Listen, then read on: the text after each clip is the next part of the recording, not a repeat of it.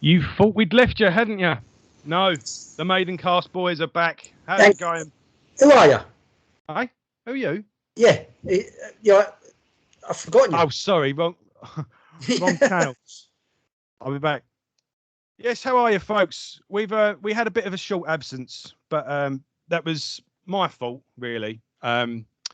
We was going to do Senjutsu. I'll just tell you all. We was going to get a guest on, and getting a guest would prove to be harder than we thought. We're still working on it. We're still trying to find. It's all right finding a time when me and Luke are both free, but when you put a third person into the equation, it's a bit of a nightmare. So it was a bit of a nightmare. And but we will be doing Senjutsu next week. Well, we're still working on the guest as well, trying to get the schedule. We are still trying to get that guest, but we can't put it off forever.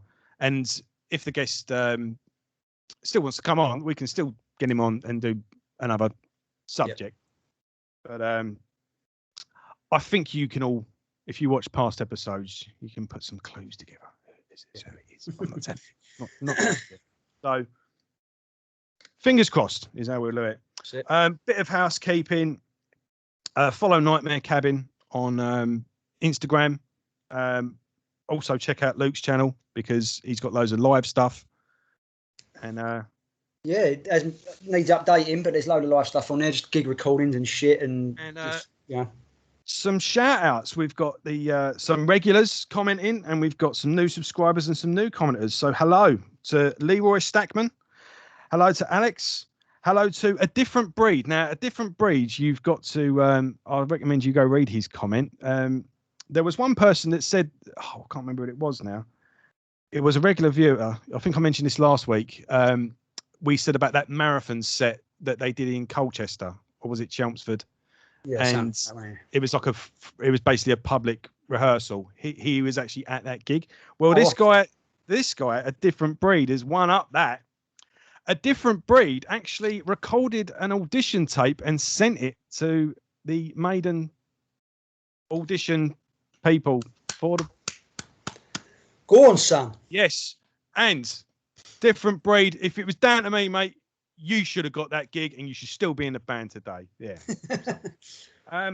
David Kazimierzak, MJ Owls, IM666 is a regular. Pudsey, new subscriber. Welcome aboard, my friend. Hope we haven't disappointed you. G. Bradford. Nothing. Alex as well. Yep, we've mentioned him. Adrian Mignot and Colonel Billington, of course, the regular. And Stephen Dill. So hello, everyone. And I'm not being ignorant, but only Joe gets the notifications when you comment. So unless I go and trawl through the videos, I don't know they're there. So I will. You are pretty good at replying as well. Have some banter with y'all.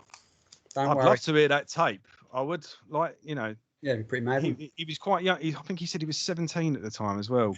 He was, imagine that. So that's great, isn't it? That would be there's plenty of stories, of, I actually auditioned for this band once and all the rest of it. Yeah. Yeah. That one sort of trumps them, doesn't it? And yes, on the B-sides, the previous episode, we forgot a song, didn't we? Yeah, we did. We forgot. I had a moment. I woke up. Joe's fucking one. Joe wanted to do the fucking podcast about really, and it's fucking got left off. I was like the mum in Home Alone. I was in bed the next morning. The light had just crept through the curtains, and I just jumped up and went, "Massacre!" Yeah. And Mrs. Joe. That's it. Going, fuck. Yeah. Yeah, no, I mean, we fucking missed it off, and it's a banger as well, isn't it? I mean, the song's great anyway. Maiden put their spin on it, and listen. They put their spin on it, but that's what I mean. It is an Iron Maiden song, though. It's as if Thin Lizzy wrote it for them. Yeah, it is. I mean, Thin Lizzy did churn out some fucking, Maiden were obviously influenced by them. Let's just say that. Yeah, I mean, I said on the Peace of Mind episode that it was Where Eagles Dare. It was as if it was a Thin Lizzy cover from the drums that have been. Yeah. I mean, it's obviously Maiden are very influenced by the double lead. Yeah, it was a drummer, Downey, wasn't it? His name. Yes. He's a savage. He's fantastic. Yeah, very underrated drummer. Savage. So very technical, but very simple at the same. Yeah, it makes it look easy. Is the I think is the way to say it. And Thin Lizzy are coming back by the looks of it. If well, yeah, he's blown out Black Star Riders, isn't he?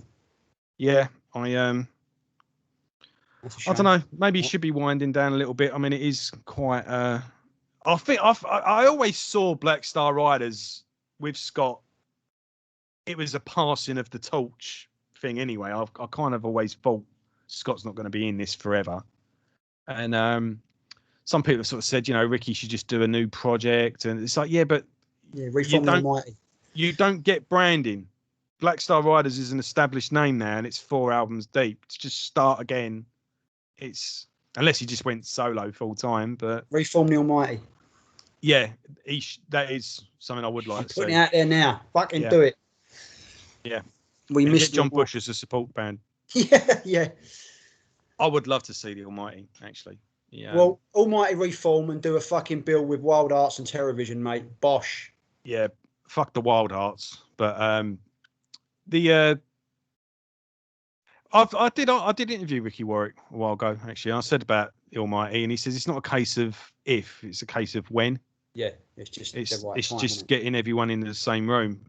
He said, funny, because he was doing a solo show at the time, and he said, I can't remember who it's such and such from the Almighty. He went, he's here tonight, and we're going to have a curry afterwards. But so everything's fine. Yeah, it's just if we just went, do you want to do some gigs? And all right, when? And then that's when it becomes tumbleweeds, isn't it? Crickets. Yeah. But it'd be good to see Thin Lizzy as doing a full Thin Lizzy set again, and Ricky is doing double duty, which makes I saw him at Rambling Man. Yeah, it suggests to me though that Thin Lizzy will be touring, but obviously not as much. I reckon I can just see him doing the festival circuit. So, So Massacre, a worthy addition to the best of the B-sides, even though it weren't there. I don't know whether they couldn't get the rights to it or what, which is fucking weird, since they had the rights to it anyway. Because it wasn't on the compilation, that's why it got missed. Yeah, I only ever got it because it was in that box set. I think we started talking about Thin Lizzy as a segue into it, and then it just... Both of us were just too fucking dumb to realise it was a natural segue. But yeah, so cheers, check everyone. it out if you haven't. So it's a great song and a great cover. This is called Radler. I'm drinking. It's a mixture of beer and lemonade, which is what we call shandy, but it's cloudy lemonade, so it's different. So grim. Handsome. Right. So, got that out of the way. What are we doing this week? So this week we are doing the live albums, basically. And the live albums. As it says in the Bible, man cannot live on studio albums alone. You need live albums because concerts only come around every couple of years. So we've got the argument. The argument is, do you need as many as Maiden have put out? Well, I say no. Probably not. No. But every band does it now. Rush do it. Marillion. I mean, I actually have a lot of sympathy for Marillion fans because none of them could possibly have any money. That band have got more live albums than they have albums at this point. Plus your bootlegs and all the bits in the middle, all the rest of it. I'm just looking for something here, actually. No, Tanner notes to me. So I think, what's the best way to go about it? I think I don't think we should do them in order. We just do a general thing on it. I mean, because obviously you got the more well-known ones, you got the lesser-known ones, you got what everyone says is the best live album of all time, and it ain't. And you know how long I went looking for all these and put them in order, just to say. Just to say that. That's show over. See you next week. Yeah. Okay. I mean, there's fucking so many. We'll be here longer than we were with the B-sides. I mean, no, we're not going to. I don't want to obsess on any of them. I just want to go right. Gosh, what do we think of this? What do we think? I think narrow it down to what we think. Are we going albums? Because also they did videos, didn't they? I mean, technically their first live album was a video. Yeah. Live at the Rainbow. Yeah, this is where it's going to get. It gets a bit fuzzy, doesn't it? you know.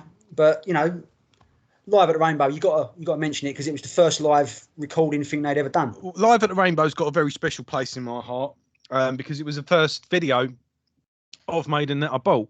It was in a bit of a weird period between DVDs were becoming the dominant format, but videos were still available.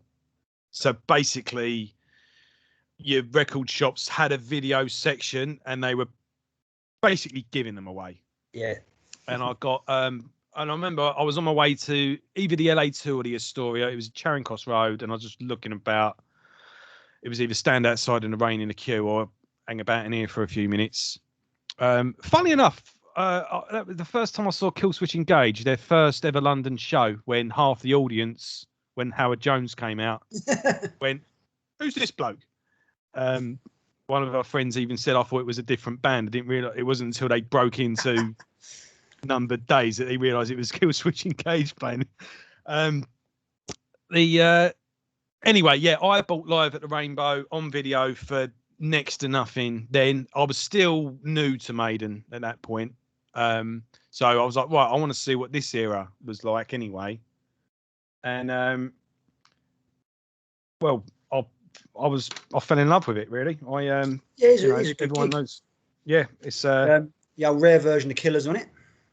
I wondered though, because that was filmed, I get slightly confused because weren't they supporting Priest at that point? Yeah, they did, and I think they did a thing. Yeah, it's a bit of a fucking. Well, if it was filmed, everything was there. Surely the Judas Priest gig was filmed as well, or is that part of that box set that you've got? More than likely, yeah. They're not going to fucking give that away, are they, on a whim? But yeah, I mean, it was Christmas 1980, wasn't it? Obviously, Adrian, Dennis was no more. Adrian was in the band. It was the first tour with. Yeah, I mean, they were just fucking demoing and all that, weren't they? Killers, because obviously Killers had different lyrics. Yeah, the lyrics weren't finalised. They half sound weird. Yeah, and no, it's a pretty good gig actually, and it actually sounds better than Live After Death. Doug Hall did the sound on it, and the old fucking sound guy from back in the day, and it actually sounds right.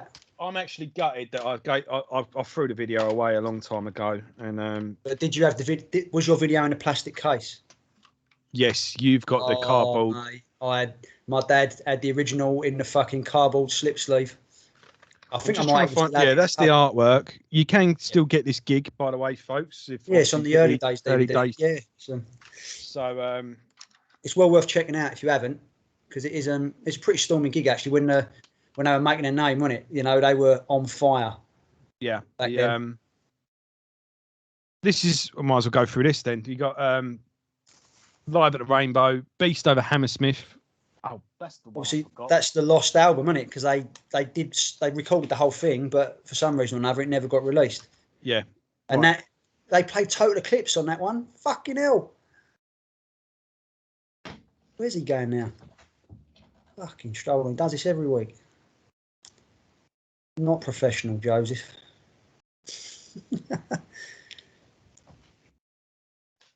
Oi, wanker. People are listening to us. Oh, you're back, are you? Fuck's sake. Yeah. Right, so what was you just saying? Sorry, quickly. I just calling you a wanker for being unprofessional. Where's yours collection? I was putting everything together here to show off, and you've not. What you're just sitting there? Yeah. Mind you, your collection's in my collection anyway. Yeah, I'm going to say, it all got donated, didn't it? Yeah. So, but no, I mean, say that Beast over Hammersmith, they played Total Eclipse live. Fucking hell! I mean, what? Unreal. This is a great. So you get the full gig on audio, but the video you only get 45 minutes because there was an issue with the lighting, so they didn't like it. Was it with the tapes or something? Wasn't it? There was a balls up, and it's something to do with the lighting. It was too dark. That's it. Yes, yeah, because the Total Eclipse clip that's on 12 Wasted Years was fucking proper dark. Yeah, but the audio is the full gig. Yeah. This was part of Eddie's archive. I've bought all 3 CDs that he got in that separately over the years. I never got the box. And I'm not willing to sell one of my children in order to get it either. You get Live at the Ruskin, the full gig on this as well. camcorder footage, isn't it? I think. Yeah, it's pretty good though, all considering.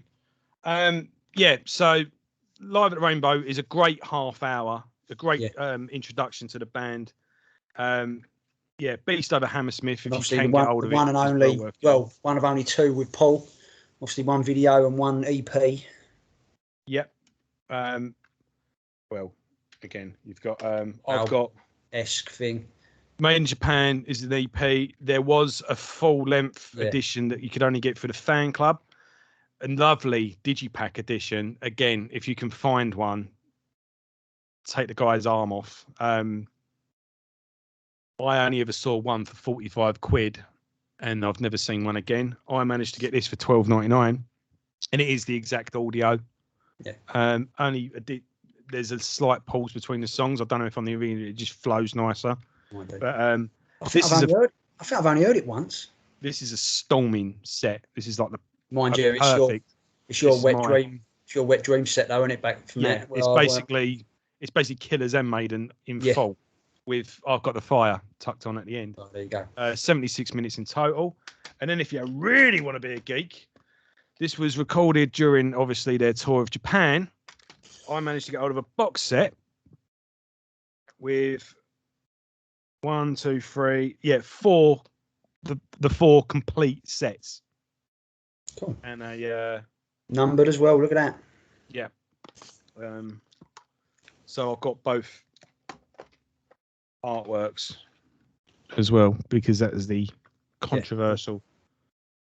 I'm trying to stay over here because when the screen's splits, well, you never know which way fucking Skype's going to split the thing with, do you? Yeah. That is actually Paul Di'Anno as well. I always thought it was just a random head and people were just being shit stirring. So it's Paul Di'Anno. That is blatantly. Yeah. But that's not an official artwork. So no, of course you can tell. But the official artwork when Bruce left is Eddie killing Bruce. So even if it was official. Fair. Yeah. Mind you, they didn't do one to Blaze. No. That with, Blaze just salt in the wound. He just got swept under the carpet, didn't he? Poor old Blaze. Yeah, and I've also got. It never existed. Yeah, live in Leicester in 1980. Yeah. Things bootlegs. I mean, fuck's sake. I know bootlegs a thing. I'm just showing them off while I'm here. And this is Germany in 1981. You can see this on YouTube. Yeah. But you know, obviously we like to say live albums. Their first official live album obviously took a while to come out. 85. Well, for a band that had their first album out in 1980, until it was pretty much. You think Motorhead started what, 76? Yeah. And Hammersmith come out, No Sleep Till Hammersmith come out what, 79, 80? It came out the same year as Ace of Spades, didn't it? Because it was that tour, wasn't it, I think? So that come out quicker. Yeah. No, I mind saying that, probably about the same. Yeah, no, ignore me, I'm talking bollocks. I've got 4 albums. Funny enough, you can go watch my Motorhead video where I got the box set of it because it was a compilation really of 4 shows. And then they put out a box set where it's the 4 complete shows. Yeah. That's worth getting. Right, so let's get into Live After Death, the first official one. Greatest live album of all time. Greatest live album of all time. Again, I did have that on video as well, but I've replaced it with DVD. Funnily enough, when I was going through my formative years, when obviously I first got into Maiden, I was like 13, 14. Fucking hell, I watched the shit out of that video. I mean, I could fucking tell you it. I could sing it backwards. Every word, every quote, every fucking thing. Did you watch it when you got home from school every day? Yeah. Yeah. One of my mates, who wasn't a Maiden fan, who used to come around and we used to do whatever. He got sick of it because he knew the fucking words to it. Because it was when he's in my bedroom, it's on. That 12 Wasted Years, the fucking lot. But looking back at it now, it's a fucking row. It sounds like Toilet. Nico's not there except for cymbals. I think we discussed it the other day. It's filmed at the end of a tour when Bruce was absolutely shredded off his fucking mind. All he wanted to do was go home and go to bed. Yeah. And his voice is completely burnt out. It's not as if... massively overrated album. And this is just my opinion. Don't cancel Maidencast over it. But this is me. I've fucking always never seen the appeal. Like I say, I watched the shit out of it because I was hoovering up Maiden, any Maiden I could get. But knowing what I know now, I don't touch it with a 10-foot barge pole. It's two reasons, actually. Because it might not be the greatest live album ever, but it has got one of the best album covers ever. Oh, the fucking artwork, obviously, is, you know. And the set list up to that point. Yeah, it was a great hit, wasn't it? Yeah. But that's why. Sound-wise, fucking hell, I listened to it not that long ago, actually, and all you can hear is guitar. You can't hear Bruce. People are criticising Kevin Shirley's production of Senjutsu because you can't hear Bruce. Live After Death sounds fucking same. Yeah, the guitars are so loud. It's like, oh, turn them down. Yeah. Bruce is an afterthought. Nico's an afterthought, but that's my complaint of all the fucking Martin Birch stuff as you go back through the shows. Nico's just there somewhere in the background and fucking doing something. You never hear him. Nico's, you know, it's a powerful drummer. His drums carry them songs. Yeah, it's all again. It's the greatest album, greatest live album. It's not even Maiden's best live album. No. What is? Yeah. Again, we fucking said it, people. That's our hill, and we're going to die on that one. Yeah, it's but that's not to say it's bad. No, it's what I will say. You know, it's not. Don't get me wrong. I'm not often listen to this. I'm not slating the songs, but I always, but I do love watching that. I think this is a better thing to watch than because I think the audio. This is a concert on its own, while this is a mishmash of the other three. Something like that. I think it's a different night. The album is one of the nights at Long Beach, and the fourth side was from Hammersmith Odeon. Right. But the gig, the video and the album were different nights. Yeah. There's 4 nights at Long Beach, wasn't it, or whatever it was, and with the gig and that, it's two complete gigs. I don't know if it's first and third or second and fourth or fucking whatever, but so I suppose at least you're getting something different. But it's for me, it's sound quality. It's terrible production. But as if anyone goes back and watches the Maidencast stuff, I fucking slate the production on every album up until Brave New World. What I will say as well, again, there is some great songs and there is some great performances and the way the set list is, but this set list is revisited on later live albums. Yeah. So even then, you know, but the Rime of Ancient Marion's done live. Yeah. That's not an issue now. It's on in Vivo. Not in Vivo. Flight 66. Flight 666. So. Yeah. I think at the point, obviously, it was the culmination of that period of Maiden, wasn't it? Like we say, Maiden tend to go in stages, don't they? Oh, it definitely bookended an era, didn't it? Yeah, it did. It was the first of that. The first triple, the Bruce Dickinson era, is the live album. Bosh. Why they decided to do it in America, I don't know, because the crowd are fucking shit. They have always struggled in America as well, apparently. The thing is, you ask anyone who's anyone in a metal band, fucking Rob Flynn, fucking all the rest, all these people, they always say, where would you prefer to play live? Oh, UK and Europe, without a doubt. The crowds are fucking savage. Machine Head recorded their live album, can't remember which one. Brixton, wasn't it? Because the crowd, it was the English crowds that started going Machine. I love it. Machine fucking Head. Yeah. So we did that live album there to get it around, whoever you ask, they always love the UK and European audiences. So why Maiden? I suppose they wanted to film it because look, we've just done fucking. It's a America. thing, isn't it? It's something British bands do have. It is a thing of conquering America. Cracking America, Yeah, it's all right. You've done it here, but have you broke America? There's only one band that's ever done it properly, and that's Def Leppard. Well, metal band, yeah. Well, rock band, but flying here. But, I've got you, bastard here. Where's me chopsticks? Yes. That's but it's generally a thing of a band does really well in Britain and then it's going over to America and they don't always. Well, I think it all started with the Beatles, didn't it? Yeah. But it's funny because one of the bands that did it that smashed America was Depeche Mode, much to the embarrassment of the British music industry because the press used to shit on Depeche Mode all the time. In fact, they were playing medium-sized venues here. And then they played the Rose Bowl in Pasadena, which was the biggest. I don't know if it's still the biggest sports arena in America, but it was at the time. Yeah. And it was like, have that. and they recorded a live album there and everything. And they've still the Spice Girls have got an award for outstanding contribution to British music, but Depeche Mode haven't. So goes to show you what awards are really worth. There you go. So whole fucking lot today. Yeah. But right, yes, so we've covered Beast Over Hammersmith, haven't we? Yeah, That's, this is a good set that's worth getting. Oh, no, that is a good set. Yeah, I mean, I've got a Live in New York 1982 as well. That's quite good. This one is Murders in the Rue Morgue, Rothschild, Run to the Hills, Hammersmith, Hammerstein, some fucking thing. I've got that with a different cover. Night of the Living Dead that goes under.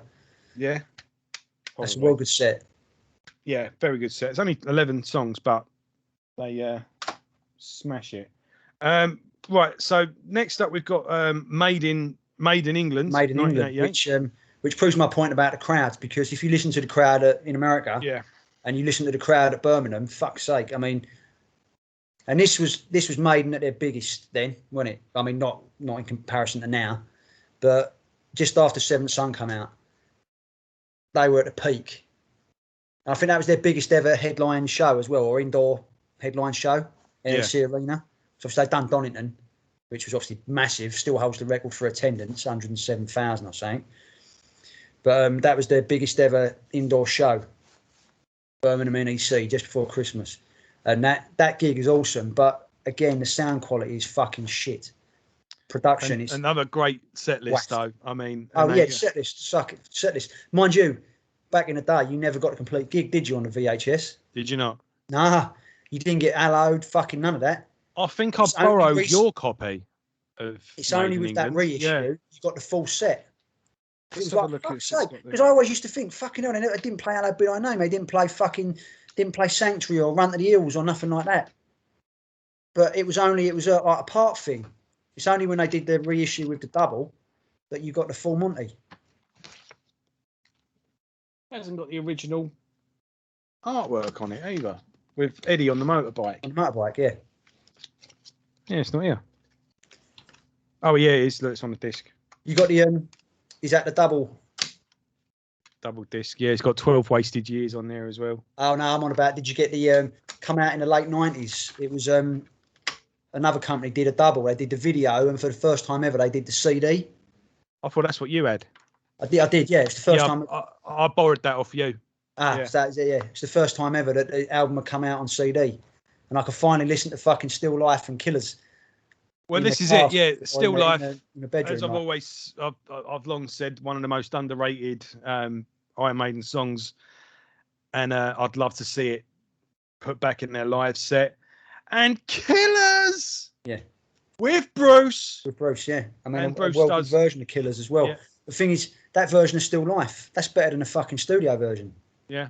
Die With Your Boots On is better than the studio version. Yeah, let's go through it. Moonchild, great opener. The Evil That Men Do, The Prisoner, Still Life, Die With Your Boots On.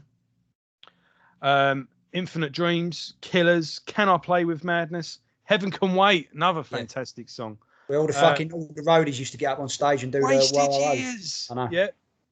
The Clairvoyant, Seventh Son of the Seventh Son, Number of the Beast, Hello Be Thy Name, Iron Maiden, Run to the Hills, Running Free, and Sanctuary. I mean, to me, that's the perfect set list. At that point, yeah. At that point, it's got a mixture of hits and deep cuts. Yeah. All together. Yeah, that is far superior to Live After Death for me. Big time. It is. It's a much better album. And it doesn't end on Run to the Hills. It doesn't momentum killer, as I've said before. It ends with the double whammy, Running Free and Sanctuary. They're fucking two upbeat songs. Fucking boom. I mean, you know me, I love Running Free, but when they blew it live and I'm running free, yeah. Right. You lot over here. Yeah. I'm running free. Yeah, right. Then we're going to go back over here. So for fuck's sake, let's get on with it. No, I like that. You'll never get me. You'll never get me. Everyone together. Way. I'm running free. Yeah. It's I don't know. It don't do no harm, but after a while, it's just like, Do another one. You could have done another song in that point. But no, I'll make you right. It's a much better album than Live After Death. Performance-wise, crowd, sound quality is better, although only marginally. But everything about it is much better. Right, moving on. We've got Live at Donington. Live at Donington, which I don't actually think has ever come out on DVD, is it? Your old mate Joe will sort you out. Legitimately. Yeah. Yeah, you know. It came out on video, didn't it? But it never got DVD. Oh yeah, the video I wore out. Yeah. Mind you, that started the trend of Steve Harris editing videos, didn't it? Because it was a bit of a don't watch this if you've got epilepsy. Fucking black and white colour, slow mo, fucking hell. This is the first album cover that didn't have Eddie. Yeah, because it was done as an official bootleg, wasn't it? The original one, it was just the fucking white cover with a stamp on it. Yeah, like supposed to be like an official bootleg. Who Live at Leeds? Yeah. Yeah. But, obviously, that was our matey boy Mark, who does the current Eddies, who did that. Oh, really? I fucking forget his name every single time. Is it Mark Wilkinson? I don't know the guy's name. I know he did the Marillion. Guy who's blessed us with Senjutsu and Book of Souls. Fucking love you. But yeah, that was his first. That was his first go. New Acid Rain album as well. Artwork's awesome on that. Gig wise, set list wise, that's pretty fucking banging as well. 20 songs, yeah. And let's forget that's the. I mean, fucking, you got Tail Gunner and Bring Your Daughter on that one. You got 20 on this one, but only 19 on the DVD for some reason. Don't know what's going on there. This is a marathon set as well. Well, it was it was the second Donington, wasn't it? It was like they wanted to do it better than the first one because the first one they all played it at gig speed, didn't they? They was also nervous. They played everything twice as fast. I think they had recorded that one, but it dampened things because you had the accident, didn't you? Plus they weren't happy with their performance, I've read. Yeah, the whole thing. They were nervous and all that. They were like, fucking everything was like, oh. Yeah, and like what had happened had dampened it all, and then they wanted to move on pretty quickly on that one. Yeah. I mean, they do not mess about on this. They open with Be Quick or Be Dead, and then Number of the Beast, Number of the Beast straight in on the second thing into Wrathchild. I mean, that's always a good one to have at the beginning. From Here to Eternity. Has that got another Wow Wow Wow on it? Did the crowd come out with From Here to Eternity? No, it's just Heaven Can Wait, can't it? Yeah, it is. Yeah. Got me. Can I Play with Madness? Wasting Love. That's an underrated. Yeah. I'll tell you what. I saw a woman sing Wasted Love the other day on YouTube with a guy next to her just on acoustic guitar playing it in that sort of Spanishy way. Oh, cool. It dawns on you how good a song that is. Yeah, when people cover stuff like that, it's you're a different aspect. If it's done like a power ballad, like a Heart or someone like that, you know. You can imagine, you know, like you get a singer like Celine Dion or something. They love one of those slow songs that has a nice boom, boom, boom in the middle. You know, you can imagine someone like that doing a really good version of Wasted Love. Tail Gunner, Evil That Men Do, Fear of the Dark, the definitive version of Fear of the Dark, or at least the one that set the tone. I mean, I much prefer the Donington version of Fear of the Dark than the studio edition. Oh yeah. It's funnily enough, it's not the definitive one for me. It's but it's always worked better live purely because of the crowd interaction. Yeah. So anyone who doesn't get the old hairs on the back of the neck stand up when the crowd start doing it, ain't got a soul, and you need to watch out during the brilliant. If they don't get emotional over that, they're a sociopath, and you need to be wary of them.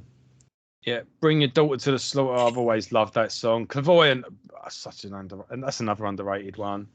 Heaven Can Wait. That's where the crowd, the roadies come out. The roadies and that come in. Run to the Hills, 2 Minutes to Midnight, Iron Maiden, and then we got Hell a Bit of Name, The Trooper, Sanctuary, and Run It Free. They swapped it around. Yeah, and what's missing on this then? They bring out the Trooper's not on this. Trooper is on this. Ah, right. Oh, what's happening there? Must have been the video. It must have been a link for the video, I was saying. Yeah. But obviously, let's we say Running Free was the first time Adrian come out of him, didn't he? Yes, and sparked. That's what reignited his love of music again, wasn't it? Yeah. What do we think of this in the whole canon That is, I mean, sound-wise, again, it's better. It's a bit more. Still not perfect. It's less. What's the word? Cinematic. A bit more. Yeah, bombastic than say Made in England or Live After Death. This is more of a straightforward. The video is a bit of a row. I know why Steve wanted to do what he did, because it was the first. It's the first video that ever looked like that. Because, like I say, you got a mixture of black and white, colour, slow mo, actual footage, and all that. It's a bit of a clusterfuck. But gig wise and sound wise, it's because I think this is before obviously Bruce announced he was leaving, so there was still a bit of fire there. It was after that when I had to do the gigs that were left, I remember Nico saying it was a fucking joke, because we're all here as like 4 of us, and you got Bruce who wants to leave, and we got to put these shows on, and it was a bit of a fucking embarrassment. But this is a really fucking good show. Yeah, and better than Live After Death, lest I may add. Yeah, a contrast I just want to point out is that both Live After Death, and I think that they're the two. Let's just say they're the two that we're measuring it against. So we could arguably say that Made in England achieved what Live After Death achieved, and also overcame Life After Death's shortcomings. Yeah. So we got it perfected on Made in England. But Made in England and Life After Death had a centrepiece, be it Rhyme of the Ancient Mariner and Seventh Son of the Sun. Whereas there's no centrepiece on this. This is just, you could, let's say, the hits. Because all the songs are short and sharp. It's the difference between having your own show and a festival show. Although they're headlining Donington, they've still got to cater to other people. Yeah, although Fear of the Dark is quite a... Well, you got Fear of the Dark. Then again, So's Heaven Can Wait. You don't Afraid to Shoot Strangers, 7 minutes nearly. Is Afraid to Shoot Strangers on this? Yeah. I'm looking at the set list. It's on there. Yes, it is. That's what's missing. Yeah, that's missing on this as well, but it says 19 when this says 20. Oh, well. Yeah, okay. Yeah, Afraid to Shoot Strangers. Now, I never used to care for Afraid to Shoot Strangers until I saw that. What was the tour where they more or less revisited Made in England a few years back? Well, it was the Flight 666 video. It was it's called Somewhere Back in Time, wasn't it?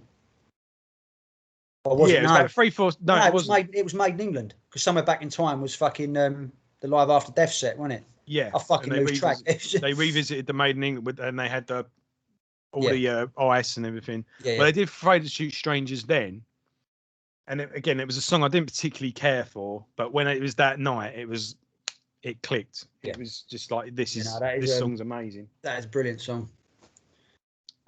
That's a good album, and unfortunately, it's followed up by a real live one and a real dead one. We've got 2. We've got Raising Hell. They were set. Yeah, well, you got a real live one, and that came before that. Yeah, because the real live one was the first one. Yeah, you basically Bruce leaves, and then you get 3 live albums. Yeah, basically a real live one was basically a retread of Donington. So it wasn't all that. A real dead one, fucking great, because it was songs I haven't played for years. Yeah, Transylvania, fucking hell. I mean, Prowler, Where Eagles Dare. Where Eagles Dare is fucking incendiary on that album. So fucking fast. Yeah, it's a beast. It makes you wonder where was it all?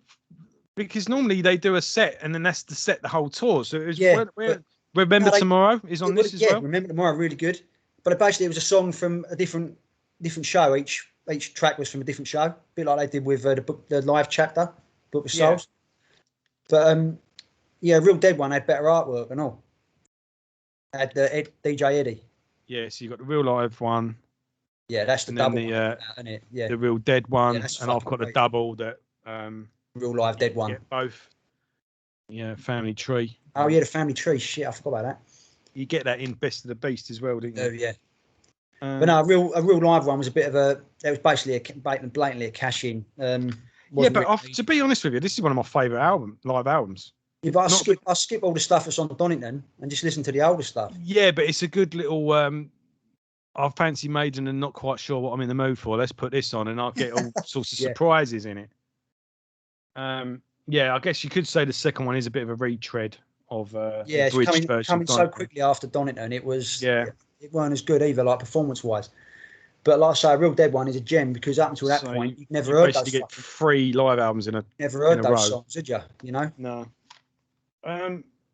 Let's compare set lists actually though, because then we have Raising Hell. Obviously the. I really like this actually. I do really like. Yeah, I mean that's never officially been on DVD. No, funny enough, I got this in HMV though. Oh yeah, they licensed it out, but now it doesn't exist. Bruce is back in the band. Get rid of that. Yeah, but I mean, my thing with bootlegs is I'll buy a bootleg, especially if an album is out. If it's an album that's out of print, it's like, well, how else am I meant to get it? Yeah, exactly. Yeah. But if it's reissued, I'll throw that and get the official one. Get the official one. You can't say fairer than that. They're nicking money off us. We'll put it out then. Yeah, that's the way I see it. It's quite easy, isn't it? And as for live shows, it's like, bootleggers don't make money, for God's sake. They do it because they, they just like share. They put it out to give to people in order to get bootlegs back. I mean, that's it. And you could shut down if you really wanted to. I mean, there was a time if you went to a gig in London, you got Camden Market the next day. That fucking hell, the gig was there, yeah. But yeah, so this was a collaboration with magician Simon Drake, wasn't it? Yeah, it was like a horror. Horror illusionist, wasn't he? And in between every song, Simon Drake does a trick. So it kind of goes back and forth between two. Because it was actually filmed at Pinewood Studios, obviously where Hollywood magic is made. So they had all the fucking props and all that on hand. Yeah. And, if you notice the gig, every time Bruce goes down, he's got hair missing. Because one of the tricks went wrong and pulled his hair out. When you look, what do you see his middle parting? To the left or the right, there's a big bald clump where it literally ripped his fucking hair out. I can't remember what one it was. They probably told him to do it on purpose because they all had the hump of him that night. I think it was the last one where they send Bruce off when they kill him off. Because Bruce gets killed at the end. Yeah. I think it was that one. He got his hair caught around something. It ripped it out, and it's fucking massive. Yeah. But there was some pretty cool stuff in there. I mean, when they cut Dave Murray's hand off, and he's playing the fucking solo to Rothschild with a fucking false hand or something. Yeah. It's quite a long old set list as well. It was not too different from Donington, but yeah. I remember it was live not live on telly, but it was actually shown on like BBC or. I think it was on Sky, wasn't it? Like a pay-per-view thing. No, well, I didn't pay for it, but it was broadcast on telly somewhere or another. Can't remember what channel. I understand. Time ago now. I could be wrong. I understood it was a thing that it was like. Obviously, this is when boxing started getting pay-per-view and wrestling and stuff like that. I think they went, let's try this with concerts, but I don't think it really took off. Same with concerts in the cinema. I don't think it wasn't a pay-per-view, but it was on telly. It was like, fucking hell, Maiden on telly. What's going on? Yeah, this is here. Yeah. Not... Oh, no, you're right. It was pay-per-view. Fucking hell. MTV. On MTV? Pay-per-view in the UK and MTV in America. Yeah. No, fair play. I was pay-per-view in America. Okay, right. That's no, it's pay-per-view here, and fucking MTV in America. Yeah, right. I've forgotten that. But another marathon set, but the bits in between all the songs probably don't help. But it's still 17 songs. It was the greatest hits, wasn't it? Let's face it, because it had to be, because it was the end of an era. Yeah, and this really. It's just something different as well. The fact that they did that whole horror thing. I mean, it captures that whole. I know it's not quite the 80s, but the sort of 80s horror film with Eddie, video shop horror with this film. Stuff. And it's like the outside of a ghost train. Nothing gives me more pleasure than I love ghost trains at fairgrounds because you've just got this collage of gore and horror. And some of they get so creative with not that much of a budget. I mean, I've seen a life-size Freddy Krueger. I've seen, and it just reminds me of watching a ghost train and it just perfectly combined. I haven't seen it's aged like bread. I would say I haven't seen it for years, but you could spot the tree. Yeah, but again, who gives a shit? It's it fun. was something different, wasn't it? No one had ever fucking done anything like it. Yeah. Maiden leading the way, yet again. And like I say, it marked the occasion because it was Bruce's last show. Unfortunately, Blaze gets a bit fucking mistreated with live shit. There's a couple of bootlegs. I've got a couple here. One where he forgets the words "The Fortunes of War," which is fairly notorious. Yeah, I mean, I'd love to. No, that was live on Radio 1. That actually it was from the Barrowlands in Glasgow. And he was live on the radio, because I remember listening to it, because I was like, fucking hell, Maiden on the radio. And Blaze, The Fortune of War starts, the vivid scenes and all that, and then all of a sudden the next bit kicks in and Blaze goes, and you can hear the crowd go, it was like, fucking hell. And you fucking lost it right until the last bit. And just imagine Steve Harris was like, yeah, I bet there's 2 burn marks on the back of his neck to this day. In fact, that was probably the moment where he decided to sack him. Right there, it was like, right, you're gone, mate. Fuck off. But fair play to Blaze. Apparently, the crunch time is based on a recording where he doesn't sound good, and apparently it was Nico that went, look, this ain't working. Apparently, I've got live in Tel Aviv. That's where they opened the fucking thing, didn't they, in Jerusalem? Yeah, well, it said in the thing that it was a full gig. It ain't a full gig. It's fucking 8 songs. Yeah. And a radio interview. Yeah. But it is good. They played Number of the Beast in Jerusalem, didn't they? It's like, it don't get more metal than that. That's metal, mate. Israel's got a pretty happening metal scene, actually. I've got live in Santiago in Chile. Yeah, that's on YouTube. And that's on YouTube. That's a mad old set there. This is on YouTube, and this is the infamous gig where Blaze loses his shit at a thing. It's like, no, Blaze was getting spat on. Yeah. And while Blaze is losing his shit, Steve is next to him just losing as angry. His shit, yeah. Yeah. Yeah, it was scum. Fucking scum. At the end of Man of the Edge as well, what you don't see on that YouTube clip that's gone round, at the end of Man of the Edge, he says, stop spitting. He's like, finito, stop. Yeah. And he went to the upstairs. He went, they will be down here and you will be gone. Stop it. So that's just a bit of context as well. Because when he does lose it during a trooper, because you remember when the trooper, Steve throws his bass down. Yeah, he does. Yeah, I remember it. Yeah, fucking proper pissed off. He says, I fucking told you, didn't he? Like so that's what he was saying. I already warned you once, because earlier on he bollocks him. But it's just it's quite amusing.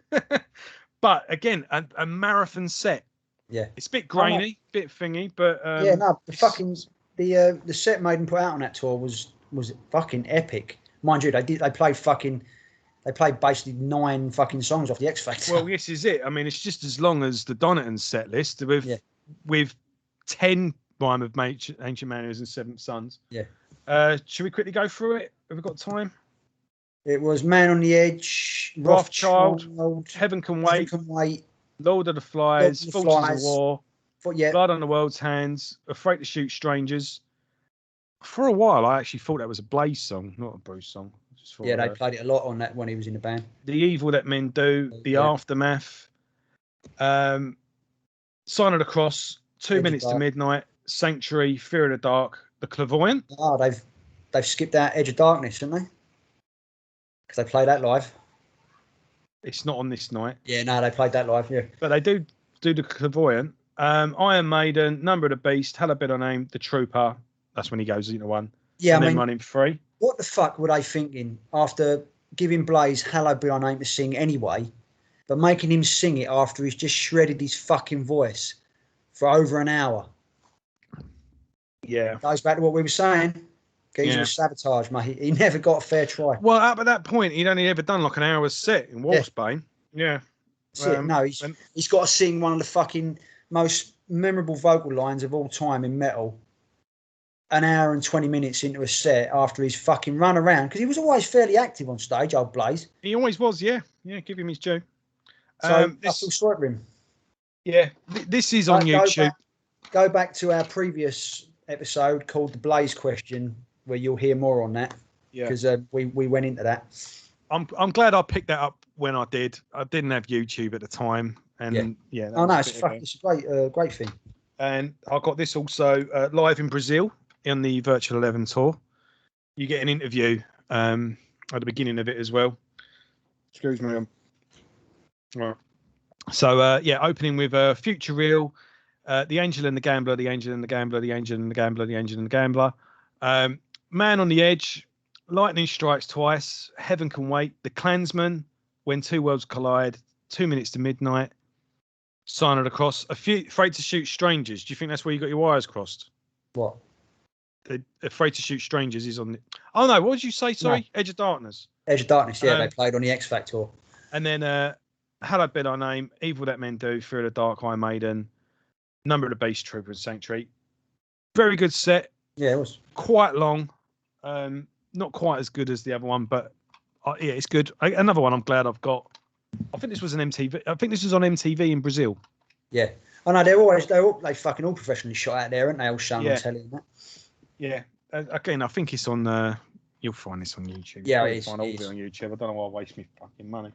Mind you, was he Educated Fool on that? No, I don't think so. Yeah, no, they played that live as well. This was at a festival as well. Ah, right, so it'd be a bit different, yeah. Yeah, I don't. Well, it's outside anyway. Educated Fool was on that set list, and that's one of the fucking most underrated Maiden songs of all time. Yeah. Right, here we go.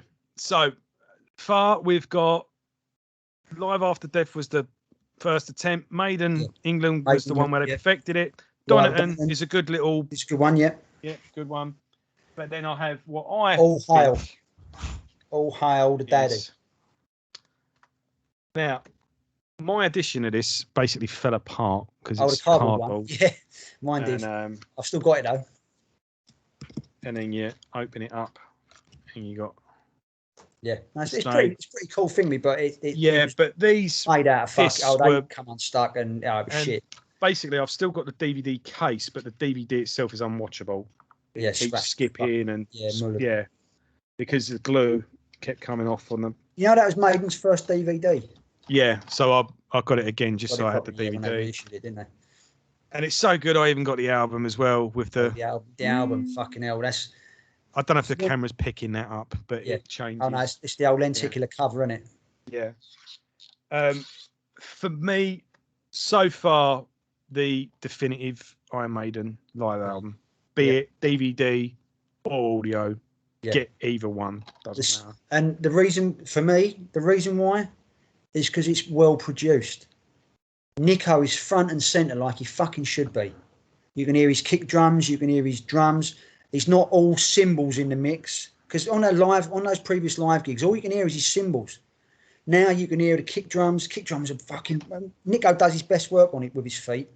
You can hear him perfectly. You can hear all the rest of the band perfectly. All three guitars, the bass. Bruce is on fucking fire. You can hear him centre. It's a well produced, well mixed album, and it's the proof in the pudding that Kevin Shirley knows what he's doing. Set list. What do we think of the set list? Well, obviously it was heavy on Brave New World, but when you Brave New World was a bloody good album. A 10 out of 10 album, why not? Should we quick? So we got the Wicker Man, Ghost of the Navigator, Brave New World, 3 new songs straight out. Didn't muck about. Wrathchild, 2 Minutes to Midnight, and then Blood Brothers, again, new album. Sign of the Cross, The Mercenary, The Trooper, Dream of Mirrors, The Klansman, Evil That Men Do, fucking hell. Fear of the Dark, Iron Maiden, Number of the Beast, Hallowed Be Thy Name, Sanctuary, and Run to the Hills. Yeah. And Run to the Hills on this is good. I know you don't like that song, but the it's version not I don't on like this, it. It's just that I'm burned on it, you know. And I think it's the wrong. I've said it before. It's the wrong song to end a set with because it momentum dies. Everyone likes to sing along to it and all that, but it's not that night. Yeah, I know. It's good on this one. It would have been better with Sanctuary or Running Free. Yeah. I did Sanctuary, didn't I? Sanctuary's on before. Yeah, Sanctuary before. Should have flipped them. Yeah. But no, it's up until that point. I think that's the ultimate. It's an amazing album. And they've got the thing as well with Sign of the Cross. That is the definitive version of that song. Unfortunately, sorry, Blaze, I love you, but that is the version you go to. we'll come back to that later. So next up, I never got the audio of this. I only ever got the DVD. But yeah, Death on the Road. Oh, the audio is where I go to. Yeah. The audio, I love the audio. Do you not get the audio of this? No, it was separate, I think. You got 3 CDs here. Oh, didn't they do this on a doubly? Yeah, one's a special features. Yeah, and I think one was stereo and one was surround sounds. That's it. Yes. There was a problem with one of the versions. I had to recall it and reissue it. Yeah. You all right? Yeah. Yeah. Another cool set list. I mean, they certainly have a go. I mean, you got 2 centerpieces with Dance of Death and Passchendaele. Yeah. Lord of the Flies, we get in this as well. Yeah, that was a bit of fucking. It was like, whoa, Lord of the Flies, fucking hell. No More Lies, I think, was a good one as well. But I think the main finale of the show is Passchendaele and Dance of Death. The centerpiece of the show. The opening of the encore as well, Journeyman. So it's the first time you saw Iron Maiden in a acoustic, unplugged. Brought out the old stalls and all that, didn't they? Yeah. Yeah. Definitely a worthy addition. I mean, I love that album. For me, it's on a par with Rock in Rio. Yeah, I think it's brilliant. It's for me, when I do a mix or a playlist, I choose those versions of Rothschild and The Trooper and Fear of the Dark. Those are the versions I pick, and it's from Death on the Road because they're perfectly played. They're perfectly produced. Well, especially after with Passchendaele, and then you have the Trooper later on. It sets the tone, doesn't it? That's it. But I mean, I don't listen those 3 songs. I don't listen to the studio versions ever. When I listen to them, purely because the studio versions are poorly produced and I can't get on with them. But the Trooper on there is perfectly produced. You need Nico's feet when he does those crazy triplets with his kick drums. He's on fire on that track. Next up, I actually bought this in a market in Spitalfields.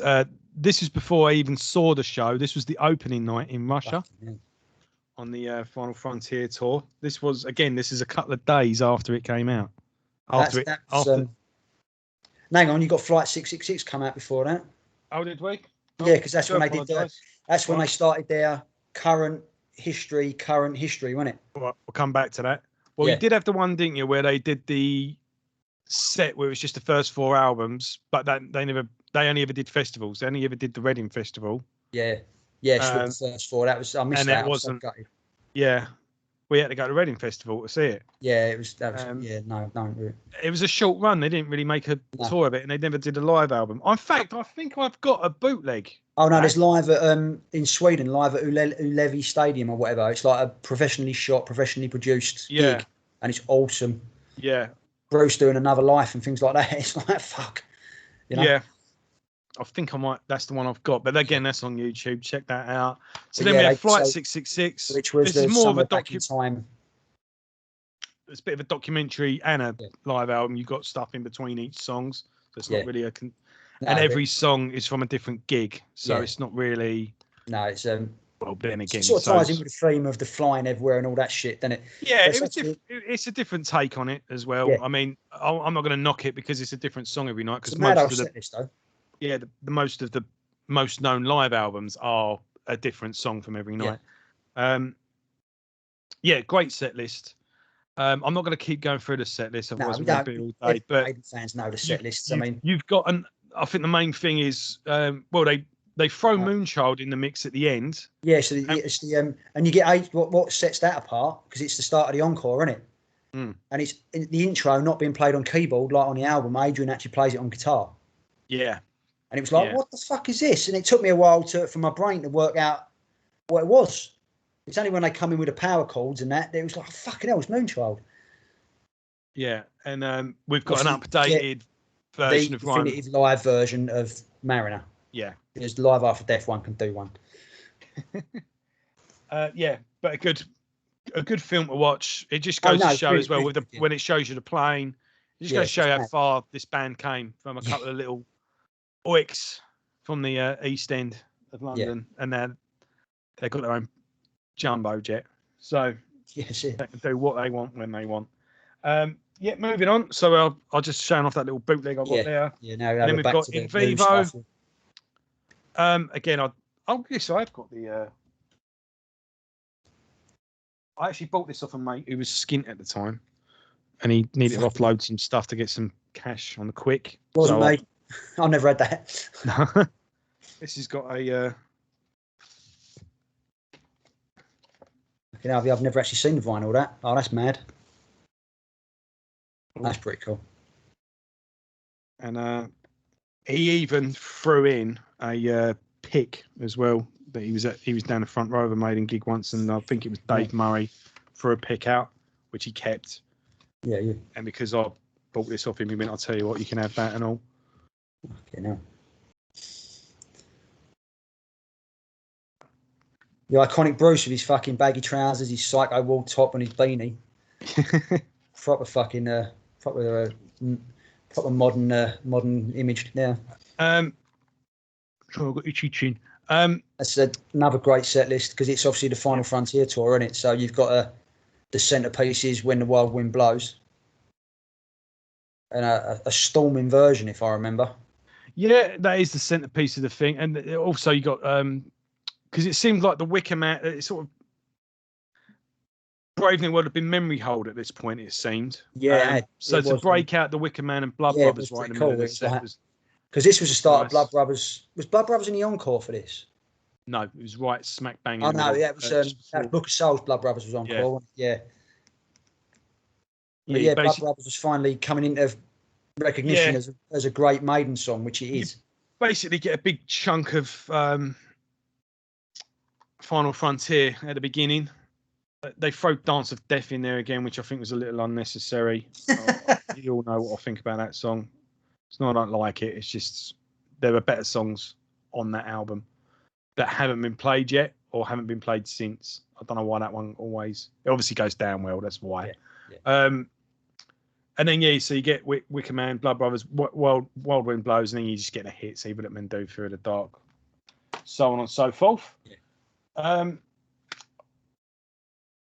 Bloody hell, we're nearly there. Right, so next up we've got the Book of Souls, the live chapter. That's the they one never put out a DVD for this. No, because they debuted it on YouTube. They did a live premiere where you could fucking film it. I watched it. I had the book version of this, but obviously I haven't. I have. I had. I've got the book edition of Book of Souls though, so maybe that's what I've got books of both. But that's a shame. This is a set list where we got no Hallowed Be Thy Name because of those money grabbing pricks. Yeah, I mean, I could live without it. I've got another 100 versions of it. Yeah, it's annoying being at the gig. You want to hear Hallowed if you're there for the atmosphere and all that.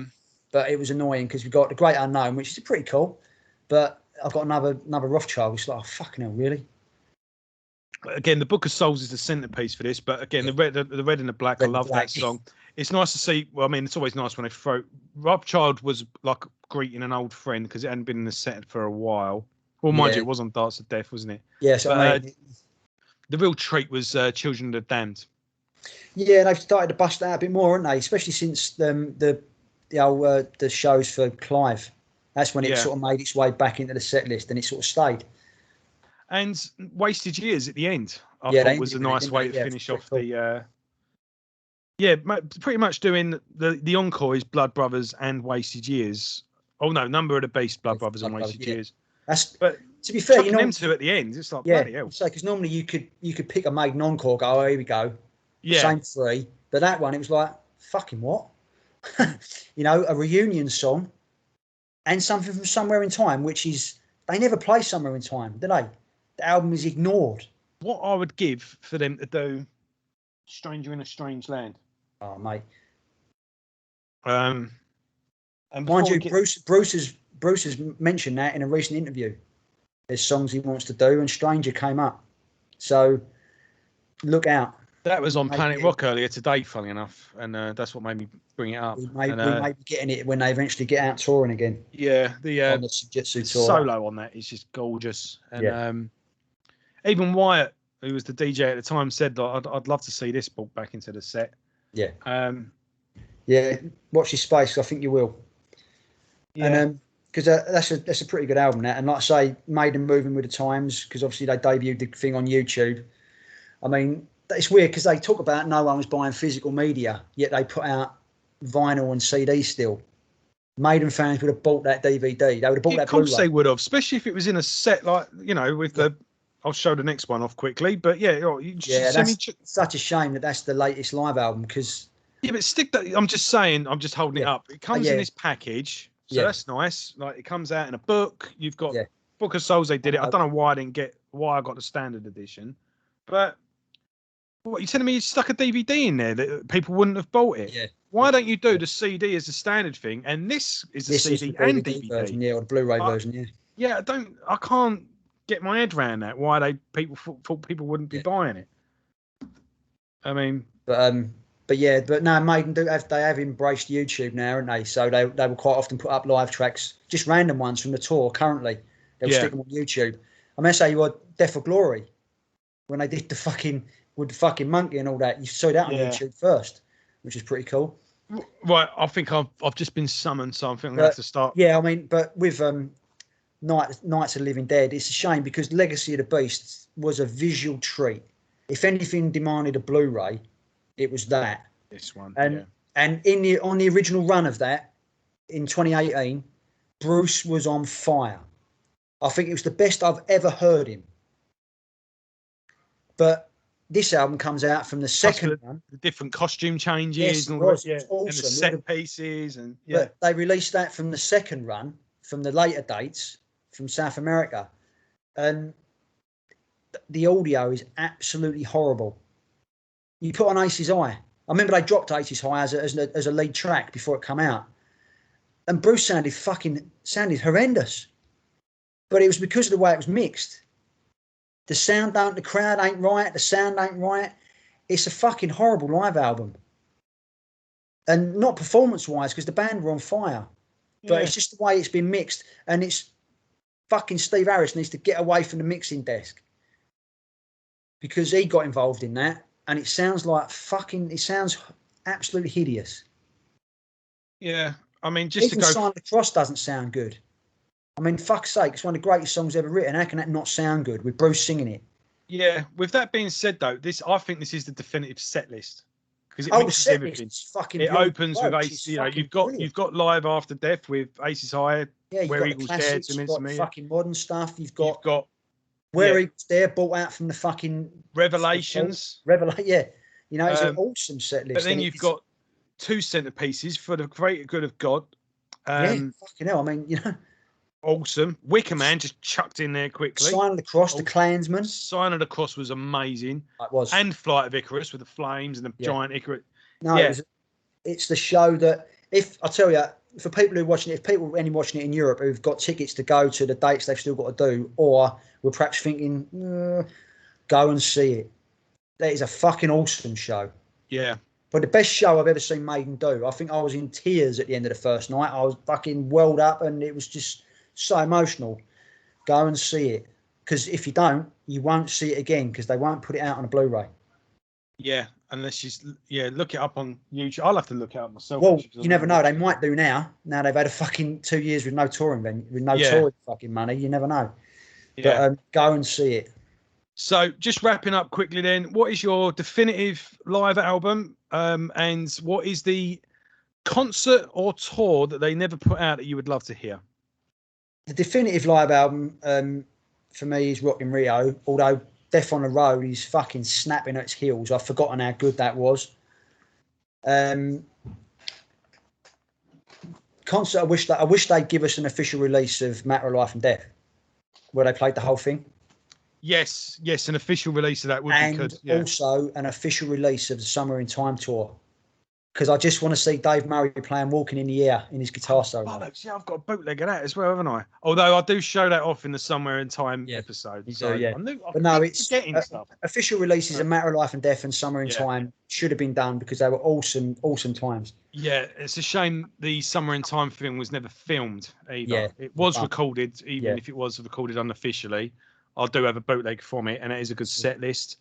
I personally would love... I would love to hear live with Blaze Bailey at Brixton Academy. That was meant to be an amazing show. It was. I was there, and it's actually on YouTube. Is it? It is. I noticed it the other day. It just came up with my recommended out of nowhere. Audio or visual? Audio only, I think. But that'll do. All right. Okay. I'll check that out. Yeah, no, check that out because that was a show. And I'd love to hear, and I do have a bootleg of it, but this does sound like shit. And I'm very forgiving when it comes to sound, but this is bollocks. But I've got it, and you take a risk with bootlegs. You're either lucky or you're not. I was at the 99 tour. The 99 tour, the return of Bruce. I would love to hear an official, properly done recording from that tour. This is a bootleg of that tour. It's an amazing set list, but this particular edition sounds like shit. If you ever see this, avoid it. Set list voted for by the fans. Something like that. Because you had Stranger in the Strange Land on it, didn't you? It was like I've got a couple of other boot. This is Christmas 1980, and Killers. The axe falls on Holland. Yeah. So this is 1981 and Christmas 1980. I got them from hellsheadbangers.com, and that little Obi strip there looks cool. Yeah, I think my definitive is actually not Legacy of the Beast. I listened to it in the car. I did a pretty long drive a few months ago, and I listened to the whole thing. I didn't think it was that bad, to be honest. But with that being said, the pinnacle, the one that we was measuring them up against was Rock in Rio, and I probably would say Rock in Rio is probably the best to get if you're a newcomer. I think that covers all the bases. It does, covers everything. Yeah. And mind you saying that, Legacy of the Beast might be the one to get if you're a newcomer, because it literally does, doesn't it? It's the Legacy of the Beast. I suppose, so, yeah. So somewhere between Rock and... If you want to argue the point, I'll argue Rock and... I'll go, fair enough, Rock and Rio. I'm not going to... I don't feel strong yet. Everything I like on this is more or less on Rock in Rio. Rock in Rio sounds... Sign of the Cross and Wicker Man and, yeah. Rock in Rio sounds better. It was a much better, better produced album. With that being said, I do prefer to watch a concert rather than listen to it. Oh yeah, every day of the fucking week. So maybe I'll meet you halfway and say this is my favourite to listen to, but Rock in Rio is my favourite. Yeah. So I think we got there. It wasn't too bad. No, we got there. Yeah, we're not too sad, and considering we cobbled this one together, was obviously where we, like I say, with the I wanted to listen to them all and review them all and do a points-based system or some geeky crap like that. But I haven't got enough time. Put something out for you guys because it's been a while since Best of the B-sides, and obviously the much promised Senjutsu one. We'll get there. We will get there. Yeah, we'll be doing that regardless. And we've got another couple of specials coming up as well. We're going to flog the shit out of this Dead Horse, boys. Don't worry about that. Yeah, as always, thank you all for watching. Keep commenting. Tell us what your favourite live album is. Tell us where you disagreed with us. Yeah. Tell us as well, what's the tour or the concert that you would love to hear of? If you had access to Steve Harris's archive and you go, right, you can have one. Pick one. I'll do a recording of it. You're not allowed. And if this gets out, I'll be taking your grandchildren to work for me. Then but what was the one that you would like to hear? And what was your favourite set list? What was your first concert? Tell us all down there. And follow the little link in the comments in the description. Go follow Nightmare Cabin on Instagram. And thank you for watching. As always, have a good weekend, and we'll see you all next week where we'll be doing the proper song-by-song in-depth review of Senjutsu. Take care, folks. We'll see you all soon. Thanks for watching.